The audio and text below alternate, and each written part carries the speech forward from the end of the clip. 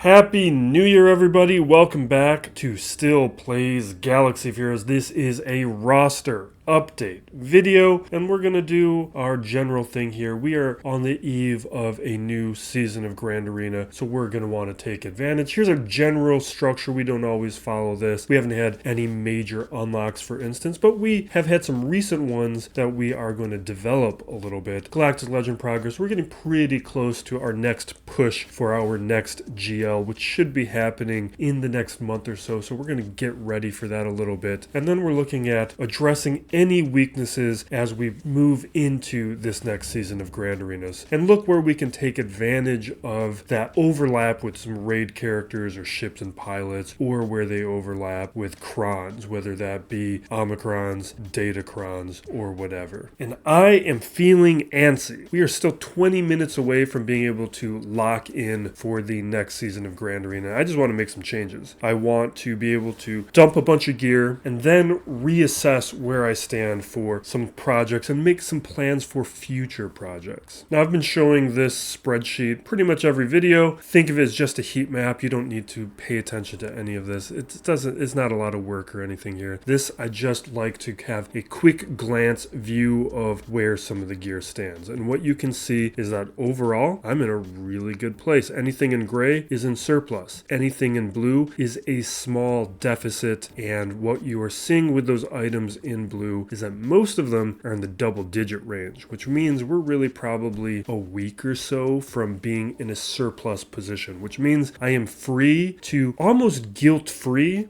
start placing gear on characters without affecting other projects like the Mandalorians, working towards Mandalore Bow, where I cannot gear up some of those characters any further because I don't have the shards farm to take them up to gear 12 or relics. And since those are about a month and a half away, because we haven't even received some of those characters on nodes, I can spend some of that gear and know that I have enough time to reaccumulate it. But what the other thing I want to start preparing for is Darth, Bane, and Mandalore Bow herself, because they are expensive characters to gear. Between the two of them, they need 500 Chirotech prods and 500 Chirotech computers total of each of those Chirotechs, and that's a lot. And I want to make sure I am preparing to gear those characters today, because it is going to take a good amount of time to accumulate all those Chirotechs, while I also need a bunch of Chirotechs to go after Lord Vader, that next GL that I would like to get sooner than later, because I am tantalizingly close. And now, as a quick reminder of the projects I've been working on, we are looking at these Mandalorian characters. Now, not all of them are related to Mandalore Bow, but they are related to Mandalorian teams that I would like to have ready for Grand Arena. This next column here, this is just for a couple GLs that I want to strengthen. One is Leia for the raids, one is JML just because he really deserves to be high relics, maybe more than any of the other GLs. I think that's a pretty universal opinion. And I want to start I want to move around these columns, because what we have here in this column with relics is a bunch of luxury characters and I want to move all these characters. I want to move from this location into this GL location, which also includes some Lord Vader gear, which right now is confusing what gear is being allocated where in terms of this spreadsheet, which really is irrelevant information to you guys. And these are the luxury characters that I'm working on, and these are characters that are going to strengthen my defenses, strengthen my counters, and just they are characters that I've been wanting to work on for, in some cases, over a year now. We're not going to work on all these characters today, but we're going to start making moves towards a number of them. And I really can't emphasize enough that if you're going after characters like Mandalore Bow or Darth Bane, and not necessarily even them, just any major project, any major unlock that you're working towards, get that gear ready in advance, because the worst thing is to unlock these characters and not being able to do anything with them after you've worked so hard to even unlock them, because these are very expensive characters to place some gear on. And another another one that's been fairly recent is Jedi Knight Cal Kestis. He's an extremely expensive character to gear, and you do need to take the time to get those Kairos ready. And I do encourage you guys all to go after these characters quickly, because you can see in game modes like Conquest how much of the feats are tailored to new characters, new content. You want to be able to maximize your performance in those game modes, because there's just this success begets success strategy within this game for CG. If you get the new things, it makes it that much easier to get the next new thing, and that goes on and on and on. And if you just stand on the sidelines, you're making it that much harder to get things and make it take that much longer to start unlocking them. And now let's start making those moves, and we're going to start with one of those major recent unlocks and a character that overlaps with raids. I'm not going to go too crazy here. I just want to add one relic level so that I can make it easier to get not max scores, but I'm trying to hit 10 million, make sure I'm maximizing the amount of Mark III tokens that I'm getting, and just help the guild out and help my own roster development out. And she's going to be a major component of doing that, which makes her a pretty good investment. Then we're going to work on that next GL. Now, JML is a character I would like at Relic 9. I don't have the Gerda keypads for that right now, but I can take him to Relic 8 without any concern. So that's just something that we're going to do. That's going to help out Grand Arena a little bit.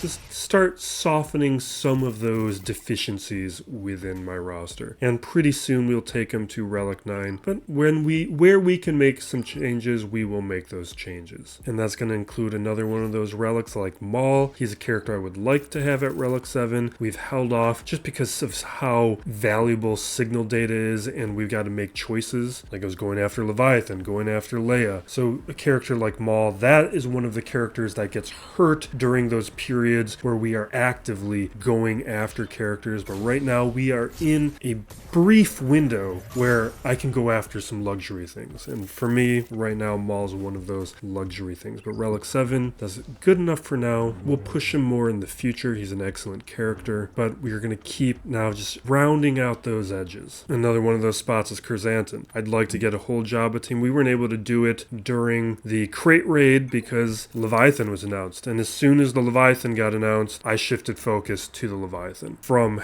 working on my Hut Cartel squad. But Chrysanthemum is very important to making that team a robust defensive team. We want to just, because of the Bosch Crown, we are good. No, I guess we're not going to be using him because of the Bosch Crown, or we will be using him just not on defense. But I still want to make that Jabba team a much better version of itself. We're not going to go crazy on it, but we will make it better. And one of the counters that you see sometimes have some issues with me is JMK, and part of it is just because I got lower relics on these characters. I'm just going to add one relic level to Cat right now. I don't want to do too much because there's a lot of other things that I'm going to work on, but we can gradually and incrementally improve some of these characters, and we'll come back to them in the coming weeks to make them even better. But the theme here is looking at high quality characters and GL characters and their squads and improving all of those. Now we're going to return to relics, but what I want to do is some of these recent characters like Dark Trooper Moff Gideon, I want to make some improvements here. I left a couple of the Zetas off because I was just so low on Zetas from having just unlocked Leia that I left some of these off, but these are pretty important to using Moff Gideon as a leader, and he is somewhat viable as a leader within Grand Arena, depending on levels of investment. But if you're going to use him as a leader, these are mandatory. If you're going to use him as part of a Maul team, you could leave them off. That's why I had left them off originally. But from some of the gameplay we've seen, I do want to do some testing with him as a leader. In 3v3, it would have been a little bit more valuable because we would have done more active Zerg testing at that level, but it's something where I just didn't have the Zetas at the time. So we'll do it now in 5v5, see what we figure out. We've got options now. We can do testing in both directions and see what we can find. Now we're going to look at Mandalore Bow, make some improvement. Paz here, we're taking up to 5 stars. We're about a week away from 6 stars with him, and then about another 20 days beyond that to getting him to 7 stars fully. Hopefully we see that Kelleran and Grogu become farmable soon. And with Kelleran, I did leave a Zeta off. I'm ready to put that Zeta on. Part of the reason I left the Zeta off is this max protection true damage doesn't really matter as much without relics, because plus 15% max protection on a character who is at gear 11 and at 3 stars, that's not going to be that much damage, whereas at relics it would be some pretty massive damage. So it's one I left off, and I would say to you guys, leave off if you're short on Zetas, but I'm at a point where I'm a little bit more comfortable on Zetas, so I'm going to drop it right now and see if we feel like it makes any difference. I will say, if you've been watching my Grand Arena videos or not watching my Grand Arena videos, been very impressed with him. What I thought was going to happen in 3v3 absolutely happened. He made it where the Qui-Gon squad could handle a lot more, and one of those teams that was a little problematic during this past 3v3 season of Krex, Kelleran Beck at 3 stars gear 11 was enough to elevate a Qui-Gon squad to be a Krex counter, and that I was very happy about, because that was otherwise taking some pretty strong teams. I have a number of favorited high priority characters for one reason or another, trying to make decisions about whether or not I want to work on these now or later, like Imperial Super Commando, Gar Saxon, that would be for a Maul squad. Seems pretty important to have them at relics, but that's a for later. Kylo Ren I would really like to take to relics, but I'm still several characters short on that squad, so I think he's going to have to wait for later. I'm a little interested to making some improvements like on a character like Zam, where they overlap with somebody like Lord Vader, same thing with General Skywalker. But what I think I'm going to do is I want to start increasing some flexibility with some of the teams that I sent, which means I need more relic Jedi, and I think I'm going to drop what I need on Kanan. He's not the best option. There is a strong argument to be made for any number of the other Jedi, like Ezra, Barriss. They would both be strong candidates right now to be brought up to relics. What I'm looking for is a little bit more flexibility with what kinds of Jedi teams I can set, and so that my Leia has some more options, because pretty soon we are going to have that Drogon Datacron expire, and I'm going to need some other characters. So technically I could wait on Kanan, but I think I'm going to do it now, because I just don't have enough relic Jedi. Maybe Barriss is the other one that I think is the closest candidate that I think I could consider at this moment. But I'm going to start with him. We'll bring him to relics. I'll bring him to relic 3. We've got everything allocated for him already, so there's not a lot of reason to keep him lower. And then I don't have the Zeta, which is part of the reason why you haven't seen me use him on the Krex Phoenix squad, because there's a couple reasons why not, but I think I'm going to do it. And that'll just give me a lot more flexibility and options with 5v5 this next season. And you know what? I'm going to do it. I'm going to do Barriss. This might be a little much for right now, but I am short on Galactic Republic Jedi at relics as well, because it's forcing me into decisions, particularly within a 5v5 setting, of who goes with Qui-Gon, actually maybe that's not a concern right now, because I can't even put Datacrons on because of Kelleran. So being able to field a full squad of relic Jedi is less important right now, because Kelleran's going to prevent the Datacron usage. You know what? I think I'm going to do it anyway. Yeah, let's just do it. Give me a little bit more flexibility, a few more options, and just strengthen the quality of my Jedi.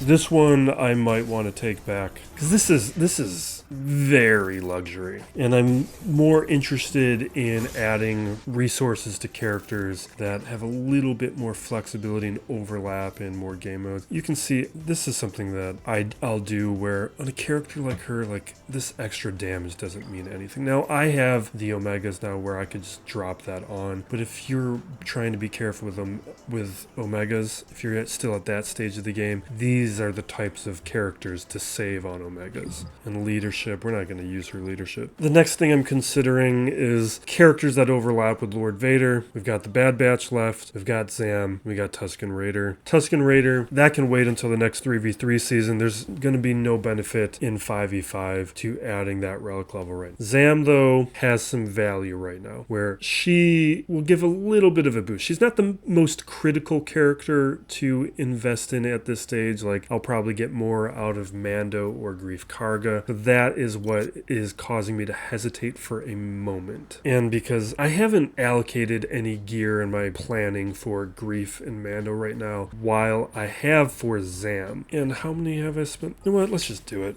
I'm in a spending mood. So Zam, we're not going to add all her relic levels right now. We'll add a couple so we can make sure that we can use some datacrons, because they'll need to be relic 3 minimum to use datacrons right now. So that is a good floor. But we're not going to take her to the relic 7 she's required to be for Lord Vader. We are still weeks away from Lord Vader. You know, the other thing I think I'm going to do right now, and maybe I'm pushing myself a little bit further than I should today, but we're going to take gas up to Relic 8. That's another place where this is going to be working in several aspects, gets me closer towards Lord Vader, but it is also just going to strengthen a important squad in terms of counters in Grand Arenas. We might want to go after like a Melgus counter, depending on how my opponent sets their defense. Maybe like we struggle up against a Leia, my Jedi Knight Cal Kestis has to go towards cleaning up a Leia squad. We might need to move Sith Eternal Emperor, taking out something else. And then we're put into a situation where maybe my opponent has split up like their Melgus and a Darth Revan. And in those kinds of situations, there is a lot of value in having gas be another weapon to counter one of those two squads. And with the quality of Darth Revans these days, because of Leviathan, investing in him further makes a lot of sense. A little bit of ship work to do here, and this is actually why this video is a little bit late coming out, is I messed up the record on this portion of the video. So we finished farming the Marauder. I brought it to about 31 shards during the chase event, so I had 69 to go, and it took, I don't know, a couple weeks to get there, and then I held off on the promotion until we could put it on a video. Now Leviathan finished this off. I was going to finish this in January, but then I was close enough. I had the crystals, I had everything that I kind of wanted there. So I, in the end, just decided to take the opportunity, finish it now. That gives me a little bit more crystals to use towards working towards some of those bigger projects like Lord Vader or preparing for Mandalore Bow. Throwing crystals at carbonite circuit boards or on extra refreshes on signal data gives me a little bit more options, and now I don't have to worry about this or any ships until we probably have another chase event showing up probably fairly soon. I think CG likes to start adding ships in the first part of the year, so look out for that. That's enough of the high value resources. I don't want to spend any more of those until I revise the spreadsheet to reflect what I need for Mando Bow and Darth Bane. They are going to be too important and too expensive for me to just frivolously be spending some of that gear and not understanding how long it might take me to farm up some of the pieces that I need. What I will do right now though is have a little bit of fun with the low-end characters and just put on some of the pieces to take more of them to Gear 12, which is a goal I would like to have done for the most part fairly soon. This is a piece I like to request for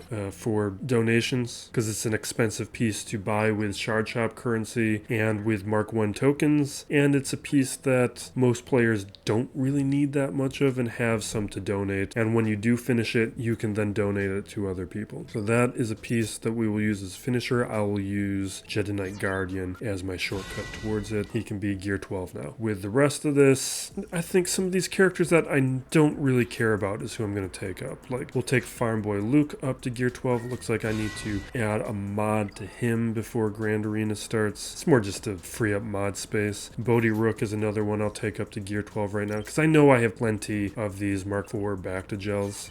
Maybe not plenty, but enough for now where I can drop some on a few of these characters. I'm holding off on the Night Sisters and the Jedi. Night Sisters because I want them no higher in gear unless CG forces me, and Jedi's because in case we get a character that is added to the game that makes these characters usable, I would like to do some low gear testing. So I think that means nobody else is going to go to Gear 12 right now. The rest, oh well, Ugnaught will take up. The rest because they need Kairos. I'm not giving anybody Kairos. I think we'll do Hoth Rebel, whatever. Oh, and Cup. Let's do Cup as well. It's just the rest of these characters.